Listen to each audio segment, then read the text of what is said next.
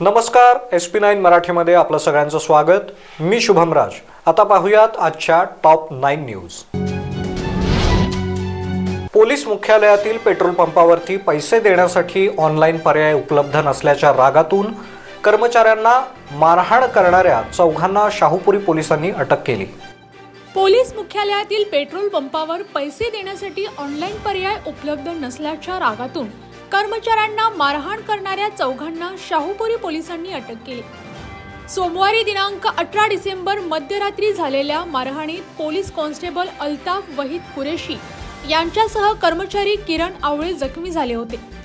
6 ते 7 जणांनी मारहाण करून पोलिसांच्या पेट्रोल पंपावर दहशत माजवली होती। परशुराम उर्फ बबलू बाळू बिरंजे, बालाजी गोविंद देऊळकर, सूरज उपेंद्र शिरोलीकर आणि पृथ्वीराज संदीप शिंदे अशी अटकेतील हल्लेखोरांची नावे आहेत। अन्य 2 ते 3 जणांचा शोध सुरू आहे। समाजाच्या हिताचे काम होत असेल तर कोल्हापूरचा माणूस त्याच्या पाठीशी भक्कमपणे उभा राहतो, याचा अनुभव पुन्हा एकदा बालकल्याण संकुलाला आला आहे। समाजाच्या हिताचे काम होत असेल तर कोल्हापूरचा माणूस त्याच्या पाठीशी भक्कमपणे उभा राहतो, याचा अनुभव पुन्हा एकदा बालकल्याण संकुलला आला आहे। बालकल्याण संकुलच्या वतीने लोकाश्रयातून 2,80,00,000 रुपयांचा निधी उभारून महिलांची वसतिगृह बांधण्यात आली आहेत। या ताराराणी चौकातील महिला वसतिगृहाचे प्राचार्य तिलोत्तमा सत्येंद्र नेवगी असे नामकरण व उद्घाटन सोहळा शनिवारी सकाळी 10 वाजता होत आहे। रेणुका शुगरच्या संस्थापक अध्यक्ष विद्या मुरकुंबी, जिल्हाधिकारी राहुल रेखावार व ज्येष्ठ विधिज्ञ अभय नेवगी, कैलाश नेवगी व सर्व कुटुंबीय यांच्या प्रमुख उपस्थितीत हा सोहळा होत आहे। या वसतिगृहात 48 महिलांची राहण्याची उत्तम सोय केली आहे। कोल्हापुरातील प्रसिद्ध विधिज्ञ अभय नेवगी यांचे संस्थेची बरीच वर्ष ऋणानुबंध आहेत। संस्थेच्या मदतीच्या हाकेला ते कायम धावून आले आहेत। संस्थेच्या कोणत्याही न्यायालयीन कामात एक नया पैसाही न घेता ते कित्येक वर्ष मदत करत आले आहेत। संस्थेला या इमारतीसाठी निधीची अडचण असल्याचे समजल्यावर त्यांनी लगेचच मदतीचा हात पुढे केला आणि 50 लाख रुपयांचा निधी संस्थेकडे सुपूर्द केला। त्यांच्या या मदतीचे ऋण म्हणून संस्थेने या वसतिगृहाला नेवगी यांच्या मातोश्री प्राचार्य तिलोत्तमा सत्येंद्र नेवगी यांचे नाव देण्याचा निर्णय घेतला। वसतिगृहाला योग्य व्यक्तीचे नाव दिल्याचा संस्थेला मनस्वी आनंद होत आहे। लोकराजा राजर्षी शाहू महाराजांच्या नावे लोकाश्रयातून स्थापन झालेल्या व कोल्हापूरच्या पुरोगामी सामाजिक चळवळीचं केंद्र असलेल्या शाहू स्मारक भवनचा विकास निधीअभावी रखडला आहे। लोकराजा राजर्षी छत्रपती शाहू महाराजांच्या नावे लोकाश्रयातून स्थापन झालेल्या व कोल्हापूरच्या पुरोगामी सामाजिक चळवळीचे केंद्र असलेल्या शाहू स्मारक भवनाचा विकास निधीअभावी रखडला आहे।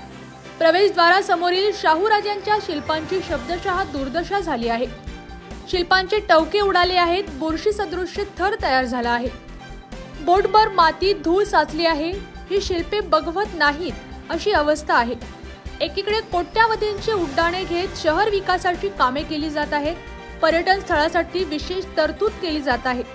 आमदार खासदारांना कोट्यावधींचा फंड मिळतो, तिथे या वास्तूंसाठी निधी मिळत नाही, ही लाजिरवाणी बाब आहे। दसरा चौकातील राजर्षी छत्रपती शाहू मेमोरियल ट्रस्ट म्हणजेच शाहू स्मारक भवनशी कोल्हापूरकरांची नाळ जुळली आहे। शाहू महाराजांच्या चिरंतर स्मृती जपण्यासाठी पै जमा करून ही वास्तू उभारली गेली। सन 2023च्या दरम्यान तत्कालीन जिल्हाधिकारी लक्ष्मीकांत देशमुख यांच्या पुढाकाराने वास्तूचे नूतनीकरण झाले, नवी दालनी निर्माण झाली, देखणी वास्तू तयार झाली। मात्र देशमुख यांच्यानंतर शाहू स्मारकच्या कामकाजात अन्य जिल्हाधिकाऱ्यांनी म्हणावे तसे लक्ष घातले नाही। कुत्रे चावल्यानंतर 24 तासात अँटी रेबीजची लस न घेतल्यास विष शरीरात भिडण्याचा धोका असतो। ही बाब इतकी गंभीर असतानाही गडिंग्लज तालुक्यातील नूल आणि हलकर्णीसह काही प्राथमिक आरोग्य केंद्रात कुत्रे चावलेले 5 जण आले तरच अँटी रेबीजचे इंजेक्शन देऊ असा स्वयंघोषित कारभार सुरू आहे आणि ही बाब मात्र श्वानदंश झालेल्या रुग्णांसाठी आणि श्वानदंश विभागासाठी गंभीर ठरू शकते। कुत्रे चावल्यानंतर 24 तासात अँटी रेबीजची लस न घेतल्यास विष शरीरात भिडण्याचा धोका असतो।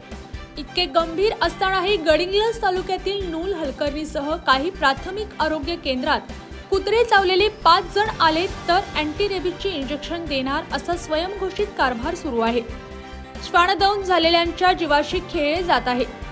शहरासह ग्रामीण भागात अलीकडे भटक्या कुत्र्यांचा हैदोस सुरू आहे। कुत्रे चावल्यानंतर 24 तासांच्या आत अँटी रेबीजचे इंजेक्शन घेतलेच पाहिजे। ही लस खासगी दवाखान्यात मिळत नाही, यामुळे CPR तालुका उपजिल्हा रुग्णालय प्राथमिक आरोग्य केंद्रात लस घेण्यासाठी श्वानदंश झालेल्या भळभळणारी जखम घेऊन शक्य तितक्या लवकर पोहोचतात। तिथे अनेक वेळा वैद्यकीय अधिकारी नसतात। आरोग्य सेविकांना अँटी रेबीजच्या इंजेक्शनची विचारणी केली जाते। त्यावेळी इंजेक्शनसाठी लसेचे पॅकिंग फोडले तर ते 5 जणांना द्यावे लागते। यामुळे तुम्ही सोमवारी किंवा शुक्रवारी याच दिवशी 5 जण कुत्रे चावलेले आले असतील तर इंजेक्शन देऊ असे अमानवीपणे सांगितले जाते। नूल प्राथमिक आरोग्य केंद्र असा सल्ला देण्यात आघाडीवर असल्याच्या तक्रारी आहेत। मंत्री हसन मुश्रीफ यांनी विधानसभेचे अधिवेशन असतानाही ज्या आवश्यक आहेत अशा घातलेल्या जोडणा, राष्ट्रवादीने केलेली उमेदवारांची अचूक निवड, विरोधकांच्या प्रचारासाठी त्यांच्याच नेत्यांनी फिरवलेली पाठ आणि एकूणच सभासदांमधील प्रतिमा या जोरावरती राष्ट्रवादीच्या आघाडीने आजरा सहकारी साखर कारखान्याच्या पंचवार्षिक निवडणुकीत एकतर्फी बाजी मारली। मंत्री हसन मुश्रीफ यांनी विधानसभेचे अधिवेशन असतानाही ज्या आवश्यक आहेत अशा घातलेल्या जोडण्या, राष्ट्रवादीने केलेली उमेदवारांची अचूक निवड, विरोधकांच्या प्रचारासाठी त्यांच्याच नेत्यांनी फिरवलेली पाठ आणि एकूणच सभासदांमधील प्रतिमा या जोरावर राष्ट्रवादीच्या आघाडीने आजरा सहकारी साखर कारखान्याच्या पंचवार्षिक निवडणुकीत एकतर्फी बाजी मारली।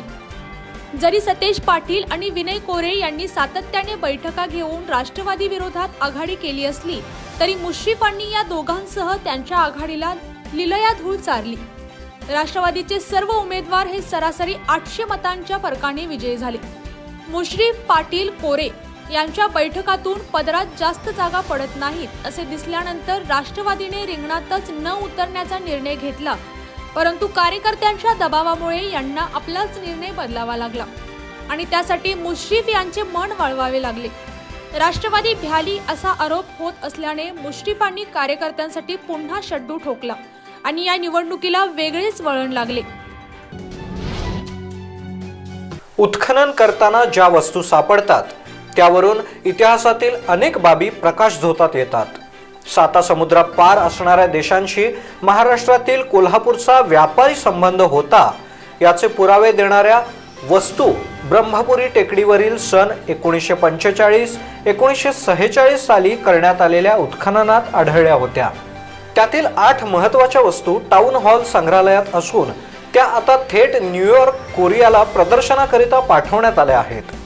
महाराष्ट्र सरकार, भारत सरकार, अमेरिका आणि उत्तर कोरिया यांच्या सहयोगाने दिल्ली नॅशनल म्युझियम यांच्या मध्यस्थीने कोल्हापुरातील टाउन हॉल संग्रहालयातील 8 वस्तू नेण्यात आल्या आहेत। Early Buddhist art in India या विशेष प्रदर्शनाकरिता या वस्तू लोन तत्वावरती करार करून 7 समुद्रापार नेण्यात आल्या आहेत।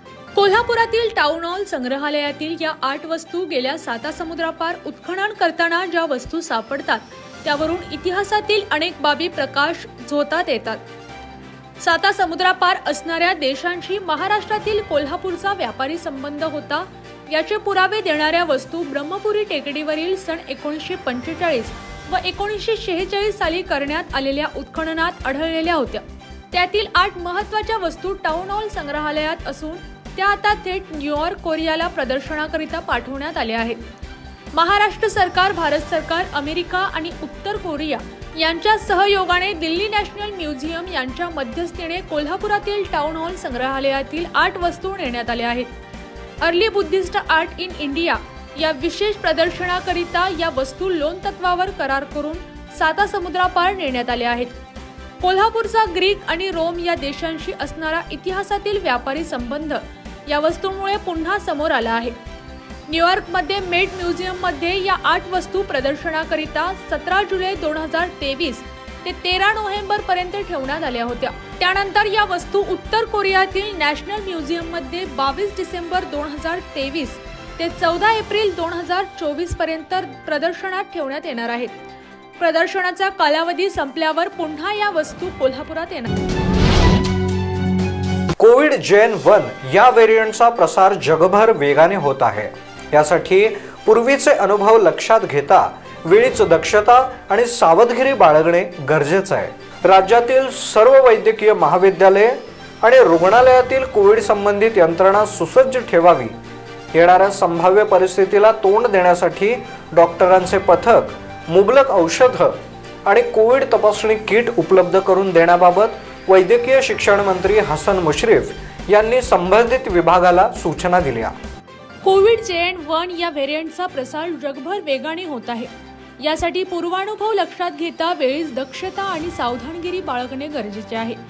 राज्यातील सर्व वैद्यकीय महाविद्यालये व रुग्णालयातील कोविड संबंधित यंत्रणा सुसज्ज ठेवावी। येणाऱ्या संभाव्य परिस्थितीला तोंड देण्यासाठी डॉक्टरांचे पथक, मुबलक औषध साठा व कोविड तपासणी किट उपलब्ध करून देण्याबाबत वैद्यकीय शिक्षण मंत्री हसन मुश्रीफ यांनी संबंधित विभागाला सूचना दिल्या। शासकीय वैद्यकीय महाविद्यालय व रुग्णालय नागपूर येथे वैद्यकीय शिक्षण मंत्री मुश्रीफ यांच्या अध्यक्षतेखाली आढावा बैठक घेण्यात आली। यावेळी वैद्यकीय शिक्षण विभागाचे प्रधान सचिव दिनेश वाघमारे, आयुक्त राजू निवतकर, संचालक डॉक्टर दिलीप म्हैसेकर, सहसंचालक डॉक्टर विवेक पाखमोडे, शासकीय वैद्यकीय महाविद्यालय रुग्णालयाचे अधिष्ठाता डॉक्टर राज गजभिये उपस्थित होते। मंत्री मुश्रीफ म्हणाले, सर्वांनी एकत्रितपणे काम करून कोविडच्या लाटेला थोपवण्यात यश मिळवले। आता नव्याने व्हेरियंटवरही मात करायची। याबाबत सावधानगिरी बाळगण्याबाबत केंद्र शासनामार्फतही सूचना आल्या आहेत। नागरिकांनी न घाबरता कोविड मार्गदर्शक तत्वे तसेच त्रिसूत्रांचे पालन करावे। साहित्य विश्वातील प्रतिष्ठेच्या म्हणून ओळखल्या जाणाऱ्या साहित्य अकादमी या पुरस्काराची बुधवारी घोषणा करण्यात आली। साहित्य विश्वातील प्रतिष्ठेच्या म्हणून ओळखल्या जाणाऱ्या साहित्य अकादमीच्या पुरस्कारांची बुधवारी घोषणा करण्यात आली। मराठीमध्ये कोल्हापुरातील कादंबरीकार कृष्णात खोत यांच्या विस्थापितांचे चित्रण करणाऱ्या रिंगाण या कादंबरीला, तर कोकणीमध्ये प्रकाश पर्यकर यांच्या वरसल या कथासंग्रहाला यंदाचा साहित्य अकादमीचा पुरस्कार जाहीर झाला आहे। साहित्य अकादमीचे सचिव डॉक्टर श्रीनिवास यांनी पुरस्काराची घोषणा केली। साहित्य अकादमीकडून देशातील 24 भाषांमध्ये लेखन करणाऱ्या लेखकाचा पुरस्कार देऊन गौरव केला जातो।